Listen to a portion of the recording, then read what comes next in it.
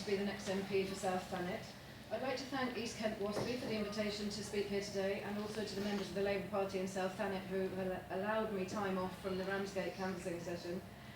Since the election was called, I've spoken to hundreds of voters on the doorstep, 7 hours a day, 7 days a week.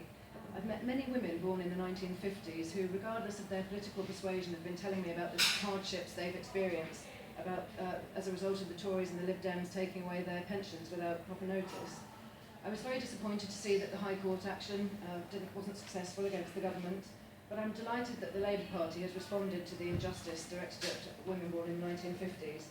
Our position is that we have a moral duty to the 3.7 million women affected by this decision, who've been subjected to the double injustice of not only having their pensions at a lower level than men, but also having them taken away without proper time to prepare. We made a pledge in our manifesto that we'd work with women born in the 50s to design a system of recompense for the losses and insecurity they've suffered. And we've since made it very clear that we'll offer compensation to all women affected. Under Labour, all women born between the 6th of April 1950 and the 5th of April 1955 will receive £100 for each week of entitlement lost, and women born in the second half of the decade will receive slightly lower amounts. I've got slips of paper with me today with a Labour Party web address that you can visit to calculate the level of compensation to which you've been entitled if you're affected by this. We'll introduce this as soon as it's practicable, and we'll ensure that compensation is paid rapidly. This will be done with minimal fuss or administration, and it won't be means tested.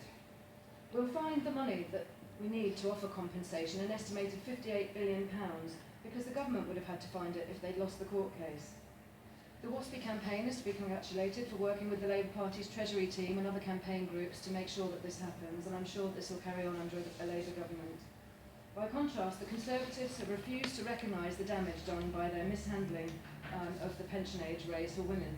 There's no mention of compensation in their manifesto, and Boris Johnson spoke heartlessly on the question time debate about not being able to magic up the money necessary to repay women.